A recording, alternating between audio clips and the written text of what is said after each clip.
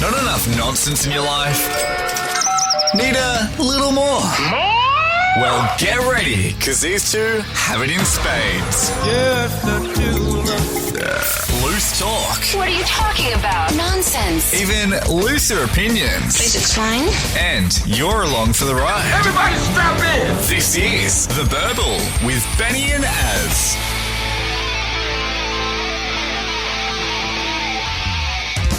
What must seem like an eternity, we apologise. But hello, this is The Burble, and my name is Benny. My name is Az. Az, good to see you back here in the makeshift studio at The Burble Podcast Productions. We are back. I'm sitting on the luxurious kitchen chair in the makeshift studio. Don't complain about the kitchen chair. I can put you on the floor. Well, it'd probably be about as comfortable. And I don't believe if I dragged the beanbag in from the games room, I'm not getting out of it if I get in. You wouldn't get out of it. No. It's so good to be back with you. We haven't done a podcast in a couple of... We only said, a week, 2 weeks. Yeah, fooled you.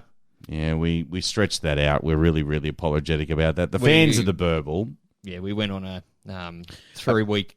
sabbatical. Well, I was going to say bender, but yeah, sabbatical sounds a bit more classy. But we've got some stuff that we need to talk about that happened in that period of time. A lot of shit's gone down. A lot of stupid shit, even. Well, I was about to say, look, I got engaged. So yeah, that happened too. I wouldn't say that that's stupid shit. I'd probably say, and a lot of people have sent me messages about it, that was well overdue. In fact, I think that the two words that I heard was about time. Yeah, you would have heard a lot of that because it is about time. Yeah, well, that's fine. That's fine.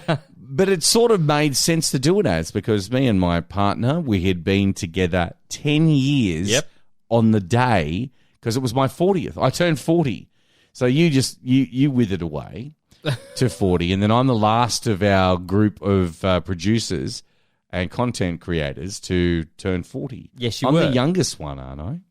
More or less, yeah. More or less, yeah. And so that happened, and it was a joyous occasion and all that kind of thing. But it had to be a break that needed to happen. We just needed to have a bit of a break. And I'm not saying that we had this sort of Paul and John with Yoko sitting in the corner. Number nine. I would like a Number plum 9 served in a man's hat floating in perfume. It wasn't that at all. So anyway, now the world is nonsense, and we're back to hold a mirror up to nonsense society. Like one of those big Funland mirrors that warps everything. Yes, it makes you, but basically you makes could you look fat. Yeah, you could be the thinnest person in the world. You could be fat. But there's nothing wrong in being fat. No, don't body shame. I'm not body shaming, Good. but I'm... Well, you're fat. You know what? Like, that hurts. Because I've bounce off because you've got plenty of padding. Shut up. I've cusped over 40 now. Don't make me start having midlife crisis. Oh, now you're going to have to think about jogging and squash and calories and shit now, like I've been doing. Jogging and squash and calories. I've been doing it for 3 weeks now, and it doesn't get any better. So how is your squash game? I really want to know how your squash game goes. Shithouse, but thank you for asking. Because I've got like a handicap of par 7 or something in squash. Squash, to me, if you're a squash player, I don't get the game, right? I know it's it's almost like Smash TV or The Running Man. I'll tell you why, because people can sit behind you, that glass box, they're not going to get covered in blood when it turns violent. I would really love to know whether or not there's been a really violent squash game. I'm sure there has. We could YouTube that stuff. Get on the Burble supercomputer even. We can, the Burble supercomputer. You mean that? Yeah. There it is. Sorry, I'm playing with the desk here. Stop it. So, anyway, this episode of The Burble, I want to talk about a couple of things there. There is an American special education teacher who is going to get a spray from me tonight. That's coming up. Also, as well as State of Origin's been and gone. That was game 1, Queensland winning 18-14, but some footy players refused to sing the national anthem, Advance Australia Fair, at the Origin game. Now, don't be fooled that Aussies want the anthem changed. It's only come from a number of people, but they've got some valid points. Okay.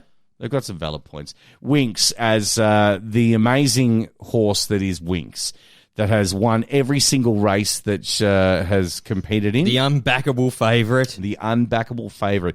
Well, apparently there's some bad news about the biological half-brother of that champion racehorse. Has apparently been killed and we're going to talk about that. Coles. Now, the supermarket chain that is Coles, they're ramping up this whole war between Coles and Woolworths and all that kind of thing. Well, Coles reckon that they've made the most Aussie pizza ever, and everyone's very excited about it. As Apple have released some new products, and you're not happy. No, I'm very unhappy, and we will find out why the land of jobs has so offended me yet again. Plus, as well, now brothels being listed for sale after the rise of illegal massage parlours have taken business from them are taking a new turn in how these said buildings can be utilised. Right. Does it come with the girls if you buy the brothel? Don't know, but it's all coming up on The Burble. Loose talk, even looser opinions. The Burble. Let's start with this one, okay, because Aussies are very relaxed people, and we like to live by a few simple rules. Yeah, I'm so relaxed. I'm currently asleep and drunk. So anyway, what we like to do is we like to get up, threaten the kids, go to work, earn the money, come home, and then have your wife basically say, no, you can't spend money on that. No, that's not what I'm saying. And then you buy it anyway. That's why. Okay. Yeah. So, look, you always pick a side in the state of origin. New South Wales. And stick to it for life, no matter the outcome, all right? But you got to pay your dues when you're shouting rounds at the pub. Well, no, I knew a bloke we used to call the Phantom. Oh, the Phantom, yes. Do you remember the Phantom? Tell everybody about the Phantom. So we had this mate that used to sit with us at the table of knowledge, we used to call it. He wasn't really a mate. He was more of a drinking crony. He was just there. He was just every Saturday. One of our mates knew him. Yeah, and he'd just come down. We used to call him the Phantom. Now, if you're unfamiliar with why we would call him the Phantom, there was a famous Australian comic book back in the earlier mists of time, and it was called The Phantom, the guy in the purple suit. That's not really an Australian comic book, though, is it? Yeah, Lee Falk and the other guy, they're Australian. They made the really? Yeah, the Phantom was Australian. Oh, I thought it was American. No, God, no. Oh. That was only Billy Zane, and that never happened. I met him, actually. Did you? The Yes. Phantom or Billy Zane? Billy Zane, who played the Phantom. There was never a movie. Yes, there was. No, there wasn't. Yes, there was.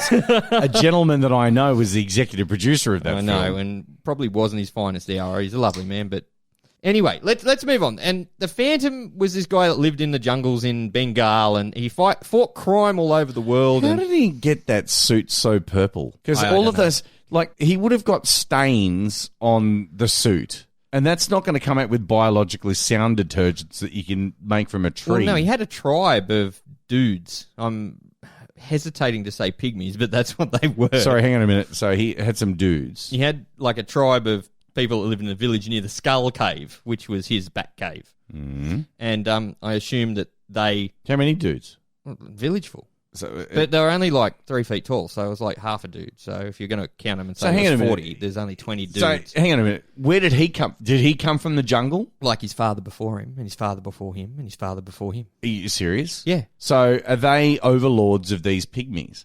No, they're kind of like the protectors of truth, justice, and meat pies, because it was These Australian. pygmies? No, the Phantom. And the Pygmies... Hang on, no, I just want to know how this normal 6 foot tall dude is now controlling these pygmies. Well, he's not controlling them. Well, it sounds like he is. He sounds like the Prime Minister of Pygmies in purple. It was a simpler time. This was written in like the 40s, dude. Come on. Yeah, but no, hang on a minute, sorry. This sounds to me like we're now denigrating shorter people in the world. I know it was a different time, but it's like Snow White and the Seven Dwarfs. She turned up and she ran the household. These 7 blokes couldn't do shit. Like, I got nowhere to go with this. they went down the mine all day long. I'd like to phone a friend and bail out of this conversation now. No, but like, I'm just wondering whether or not there's similarities between the Phantom and Snow White. Well, there was less kissing in the Phantom, unless you count kissing with his fists, because he used to just punch dudes out. But I still want to know how he kept it as purple as possible. Well, Anyway. some kind of ancient voodoo recipe or something. Wasn't there another comic? It's only 3 panel, the Phantom, right? What do you mean? In the newspaper. Oh, yeah, and you never know what's going on. If you miss an episode of the newspaper... Exactly. And then you miss the episode It's of the not like Phantom. Bold and the Beautiful, we can just pick up 7 years later. Yeah, going, exactly. "Oh, there's Ridge, there's Storm. Yep, and there's that forehead guy. I think that's Ridge, isn't it? I don't know. You know, dude with the big forehead. Yeah, Ridge. Yeah, Ridge. Yeah, Ridge. Yeah. Oh, by the way, Yeah. I've got to tell you really quickly, I read the other day, because Neighbours is no longer on 10, it's now on 11, right? Right. It's hidden away, but people still watch it. Do you remember the Blakeney twins? Yes. They're now coming back into the show. Gail and Gillian are coming back after 30 years of being away from Neighbours. Where are they going to reprise their role in the My Sex video clip that they did? No, I think you're thinking of the Monitors. What will we be singing in the 80s? Oh, maybe it was. Yeah, I know I'm right. Oh, all right, fine. I know that. Anyway, can we get back to my story about the Phantom? And then Yeah, get back to the normal story. I just want to know whether or not he's a pygmy overlord anyway. Anyway, so this bloke at the pub, the Phantom, we called him the Phantom because the catchphrase of the Phantom comics is that he is the ghost who walks. Yes. And you mentioned that when you are due for a shout, you pay your dues. Yes. And this bloke would turn up and he would be in every shout except his. And you'd go, hey, Phantom, whose shout is it? And there'd just be an empty beer glass like wobbling on the table. Yeah, he'd be rolling around. Yeah, and a breeze, and he'd be gone. And you wouldn't see him till next week. Because we'd be engaged in conversation. Because he couldn't hold a decent conversation. Oh, could God, he? no, he's pickled. Yeah, all the time. 9 o'clock in the morning, he wakes up pickled. Pickled. He was just pickled. He was like Obelix. He fell into the cauldron of pickled. when he Yeah. was- Yeah, no, he was pretty But anyway, let's get back to our opening story, shall we? Okay, all right. So the opening story basically is that Coles has delivered in Australia's a new pizza. It's a favourite pub grub on a crispy, doughy platter. And it is the chicken palmy pizza. Of course it is. It launched earlier this week, and it sounds like a disaster due to the fact that, like, it's one of those frozen concoctions that's in the aisle of Coles. Nothing worse than a frozen pizza. It basically essentially combines two of the favourite meals, a chicken palmy from the pub and a wood-fired pizza in one delectable treat. This story comes from news.com.au.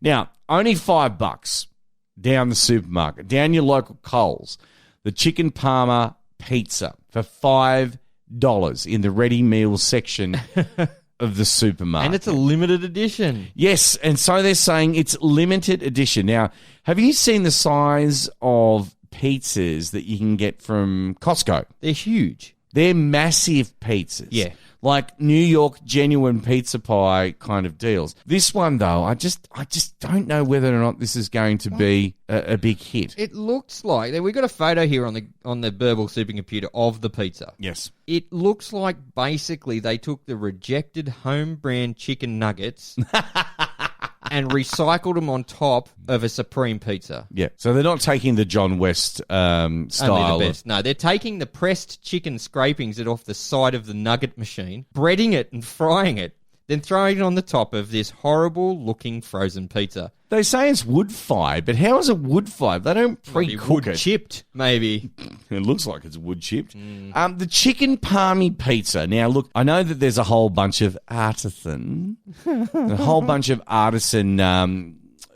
joints all around trying to just, get in on the pizza thing. You're making your... It's like the American barbecue stuff, though. Like, everyone's an expert now in American barbecue. Yep. You're good, but you're not. Because there's finesse and you don't know. You weren't there and you don't know. Unless you've grown up cooking that kind of stuff, you're just not going to know. Yeah. Right? Now, wood-fired pizza places are very hard to actually get it right. Now, if you're in Melbourne, that's fine because pizza, Italians, lots of Italians in Melbourne and stuff like that.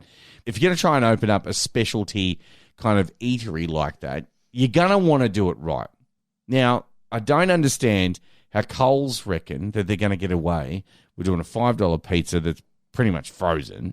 Well, it is frozen, isn't it? It's not going to taste like a chicken parma, though. It's going to taste like the box. You're probably better off putting the box in the oven for 10 minutes. Absolutely. But where's the Parma sauce? Like, they're saying that the tomato sauce on the base of the pizza is the Parma sauce. It says it comes loaded with ham, mozzarella, and Parmesan cheese. Then it's sprinkled with a, inverted commas, crunchy southern-style popcorn chicken that's 100% Australian and RSPCA approved. You could probably make one better than this at home. Now, the thing is, this shits me. I might go on a mini rant here, actually. This 100% Aussie chicken thing is the same as when Macca's said, we make our burger patties out of 100% grade A prime Australian beef. Now, the thing is, in Australia, you grade the cow, not the meat. Yes. So you go, that's a great cow. That's grade A. Let's hook some T-bones off it. That cow's a top bloke. Right? And they hook off the T-bones and the ribeyes and the Scotch fillets and they sell them for inflated prices to dumbasses somewhere. And then, what do you got left? You got the hooves, the lips and the arseholes. Now, they're grade A hooves, lips and arseholes. Arschloch. Where do you reckon that goes? Hot dogs. No, it goes into the 100% Aussie grade